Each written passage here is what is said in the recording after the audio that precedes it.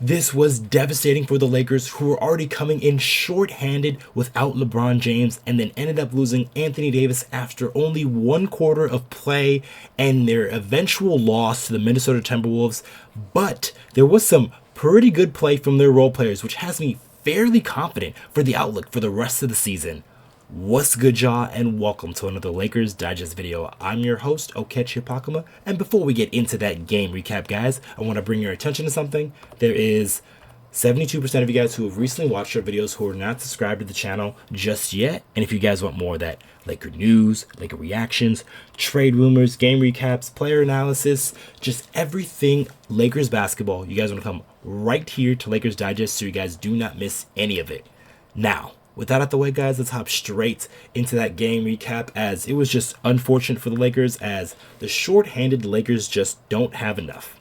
So, the Lakers before the game got some pretty bad news, hearing that LeBron James was not going to play due to a stomach illness. He was sent home early to try to not infect some of his other teammates.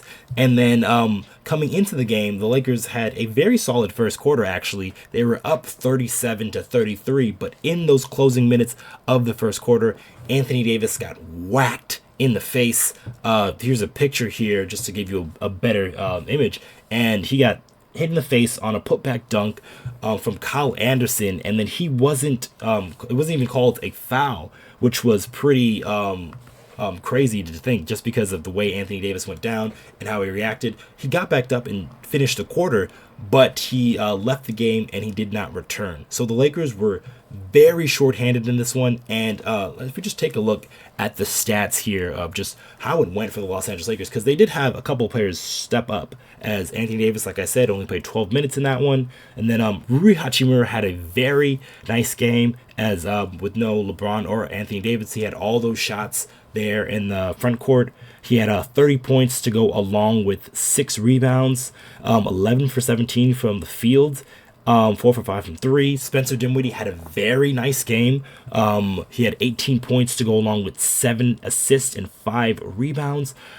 D'Angelo Russell and Austin Reaves did not shoot the ball particularly well. They were a combined 3 of 15 from the 3. D'Angelo Russell did have 11 assists, which was nice. And then also off the bench, Jackson Hayes had 19 points, 10 rebounds, and 5 steals. He was really tremendous in some of those minutes without Anthony Davis. And then just throughout the lineup, the Lakers team just didn't really have enough, as when you're missing your 2 top guys and then also your 2 other guys, that is D'Angelo Russell and Austin Reaves, aren't hitting shots, it is going to be very difficult for you to really capture that win, especially against a team like the Minnesota Timberwolves, who are the current #1 seed.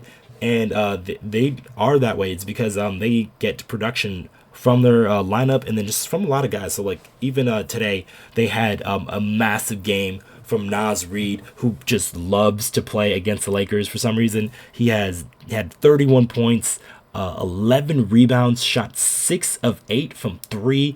Anthony Edwards, while he didn't shoot the ball particularly well, he still got his number, about around 26 points to go along with 8 assists.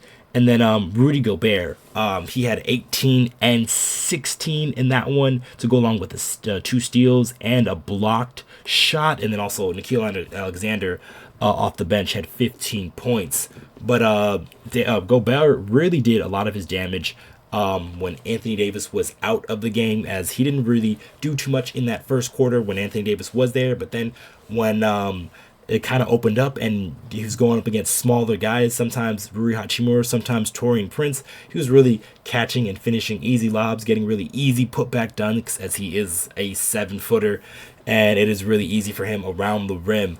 So the Lakers just didn't really have enough in this one. That's why I'm not too upset with this loss, even though it would have been nice to have, because if the Lakers had won this game, they would have moved to the 7th seed, or move for, just under the 7th seed. They would have been half a game out of the 7th seed. But it would have been a very big win for the standings for the Los Angeles Lakers. But unfortunately, they just had some ill-timed injuries, and then now we're in this position. But I don't want to just lament on the bad for the Los Angeles Lakers, because there was some good here. And like I said, just take a back look at those stats. And one guy I really want to talk about here is Jackson Hayes. He was tremendous in that one. So he had 19 points, 10 rebounds, and 5 assists, like I said earlier before.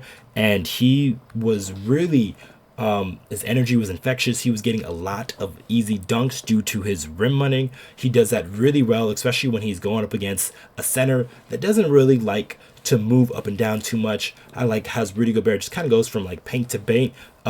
Jackson Hayes was really trying to rev that motor up and really trying to get a lot of easy looks, and that's what happened in that third quarter there, as the Lakers went down as much by 15 in that first half, and then they made a little bit of a run there, and it was due in large part to Jackson Hayes and what he was doing on the offensive side of the ball, and then also defensive side, on the defensive side, as he's gotten a lot better at not only corralling and getting rebounds, but defending without fouling, because that was a big Achilles heel for Jackson Hayes at the beginning of the season, and a big reason why he was fighting for minutes with Christian Wood earlier in the season. But now he has finally, I think, solidified his spot as that backup 5 for the Los Angeles Lakers. And with this extended play that he played extremely well, gives me a lot of encouragement down the road, because that's what the Lakers kind of have been pining for. Just some guy, just if when Anthony Davis is not on the floor, that so that the production doesn't fall off tremendously. And defensively, it is going to happen because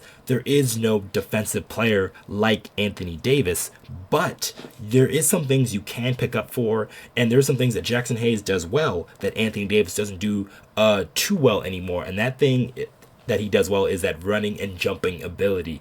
And it is super bouncy. He can get off of 1 or 2 feet.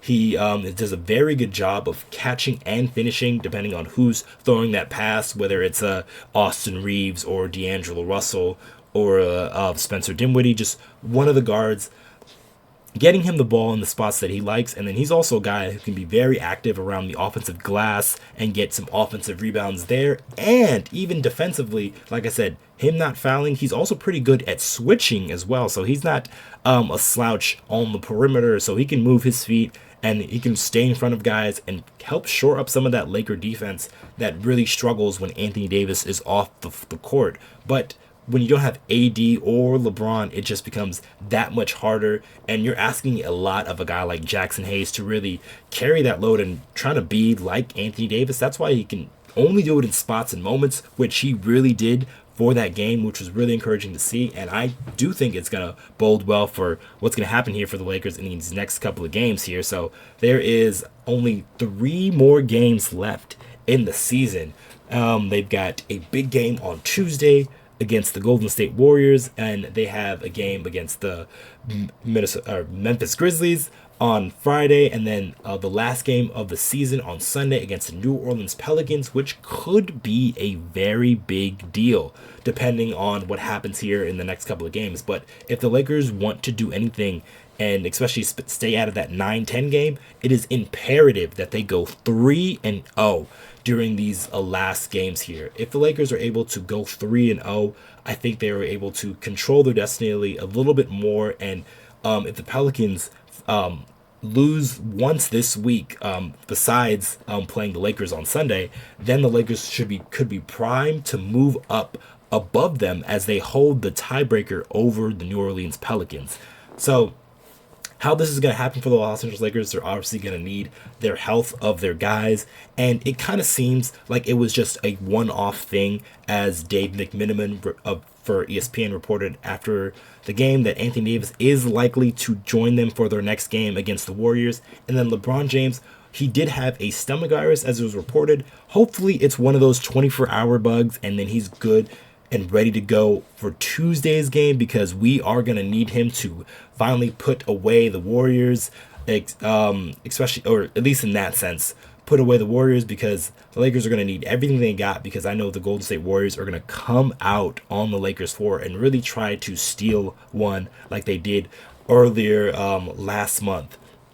But we'll see if the Lakers are able to do that, go 3-0. But if they're able to get some large contributions from guys like Jackson Hayes and Spencer Dinwiddie, who had another very solid game. He's really starting to find his way, especially in games when guys like LeBron James doesn't play. He takes it on himself to score a little bit more, and then obviously when the scoring is not needed, the defense has been there, and the rebounding, and some of the intangible stuffs. So it was very encouraging to see those couple of role players really play well, because when the Lakers have their guys, mainly LeBron James and Anthony Davis, this really does work, and they were playing extremely well, winning 9 of 10 previously before this loss, and it's just mostly I chalk this one up due to unfortunate injuries. But like I said, this is probably gonna be for this video. Let us know what you think in the comments down below of if you think the Lakers can go 3-0 in their last couple of games, and do you think Jackson Hayes playing extremely well is gonna benefit the Lakers?